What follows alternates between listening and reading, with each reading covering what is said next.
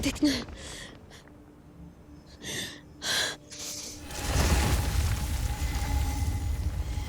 Maraming salamat sa tulong mo, Kambaldiwang Harain.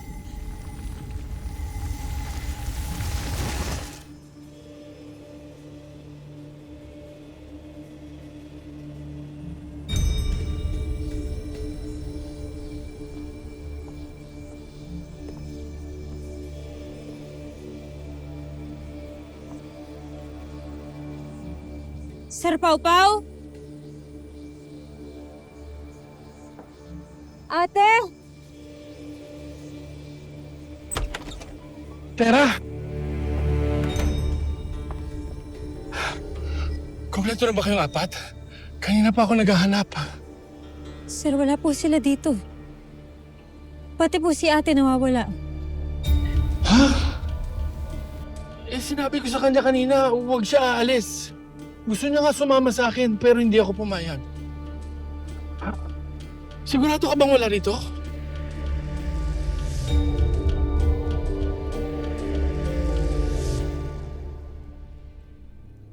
Tila natahimik ang Harang Armea. Hindi ka ba sang-ayon na nagkaroon ng katarungan para sa kamatayan nila ni Mira at Lyra? Lyra, ito rin ba ang iyong nais? Lyra. Yun ang dapat, Hara. Kamatayan ang nararapat.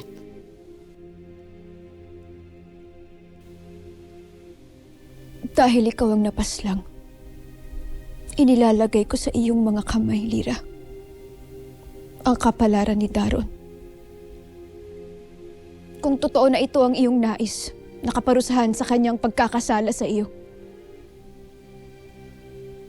inaatasan kita na siyang magpapataw ng kanyang kaparusahan.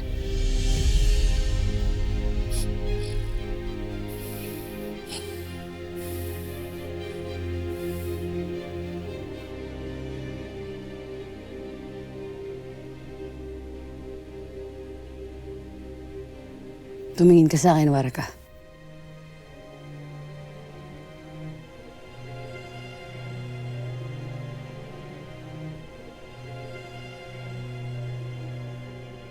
Kung hindi mo ako pinatay, maipagtanggol ko sana ang Encantadia laban kay Mitena. At dahil doon, hindi kita mapapatawan. Si Hagorn, ikaw, Daron, at lahat ng mga Minayave, lahat kayo mga salot dito sa Encantadia.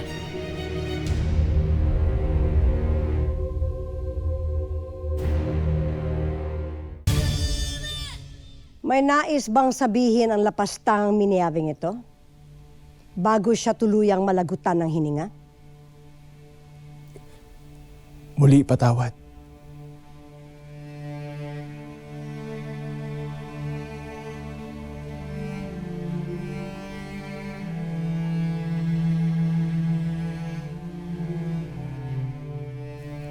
Kung ako nga ay lilisan na, wala akong ibang nais, kundi ang kapatawaran mula sa iyo, Sangre Lyra. At kay Sangre Mira, maging sa lahat ng aming pinaslang sa mga digmaan.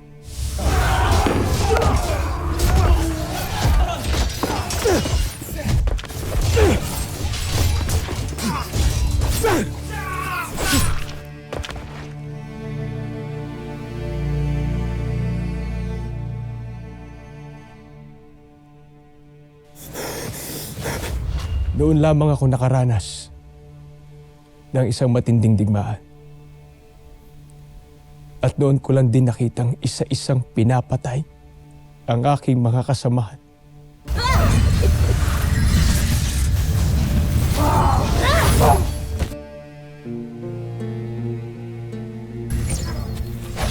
Nakita ko silang pinaglalaruan. Kaya ninais kong gumanti. Nagdilim ang aking paningin. Kaya pinatay ko mga kawal ninyo.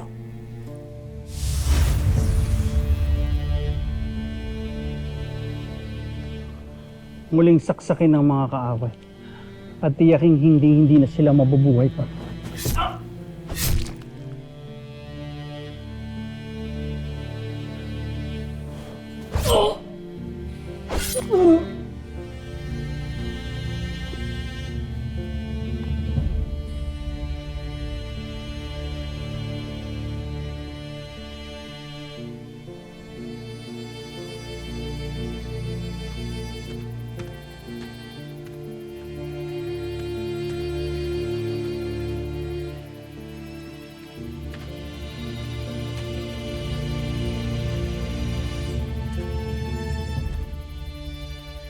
Gratek, Dara.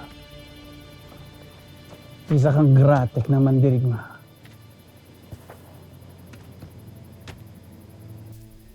Natuwa sa akin ang aming oblar. Ngunit aking napatunayan na wala na rin akong pinagkaiba sa mga pumaslang sa aming mga kasama. Buti alam mo, mali ka ng sinundan at kinampihan. Nasira ang buong Encantadia dahil sa inyong mga warka!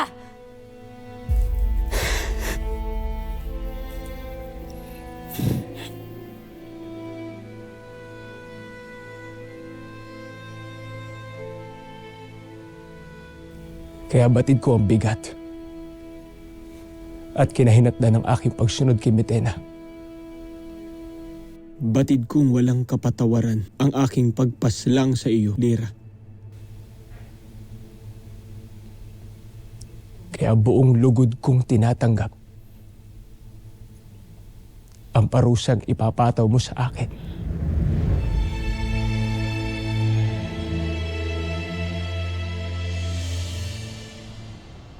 Dala Krishna, muntikan ko nung makuha at mawasak ang brilyante ng lupa. Sadyang mautak ang Vraknis. Mautak. Hindi siya mautak, Zaur, kundi isang duwag. Isang mahinang nilalang na walang laban sa aking kapangyarihan. Sila ng Kambaldiwa. Mapapaslang ko na ang dalawa kung hindi lamang sila tumakas sa akin.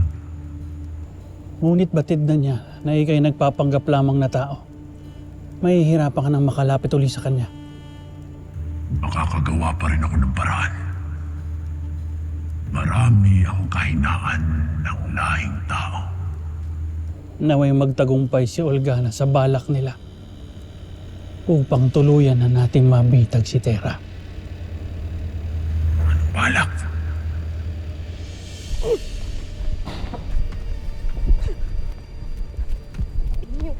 Urime, Panginoon. Meron kaming handog sa'yo. Si Gaia, ang beloved sister ni Terra. Pasarte. Pasarte. Ako ay inyong mapahanga. Ikaw ang nilalang kasama ng aking apoy sa aking pangitain. Ikaw marahil ang tinatawag nilang demonyo. Ikaw si Gargan! Ako nga. Avesala, paslit na sangre. Mukha lamang akong paslit. At nagkataong ako'y isang idre. Ngunit hindi ako natatakot sa inyo. Nasaan si Terra? Saan niyo dinala ang aking apoy? Kay liit na nilalang ngunit kay tapang paumanhin paslit. Ngunit hindi ko matid kung nasaan ang iyong duwag na kapatid.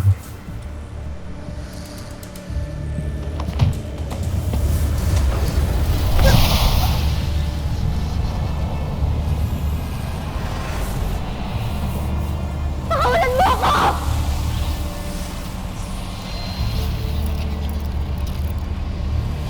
Tumigil ka!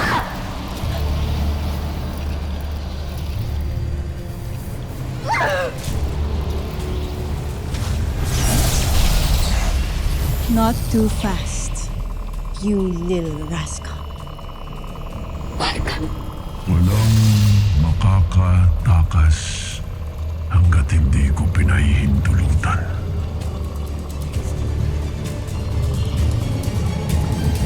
Wala kang dahilan upang matakot sa akin. Pwede mo akong maging kaibigan. Hindi ba yun ang pangarap mo?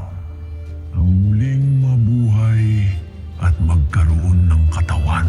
Sabihin mo lamang at handa akong ibigay sa iyo iyon, Gaia. Ano pang iyong hinihintay, mahal na sangre? Hawak mo na sa palad ang kapalaran ng iyong kalaban. Maari ka nang maghiganti. Tera, Sa wakas, dinala kami ng aming mga brilyante kung nasaan ka. nawawala ang kapatid ko. Sinong kumakatok? Hindi ba protektado ng brilyante itong bahay ko?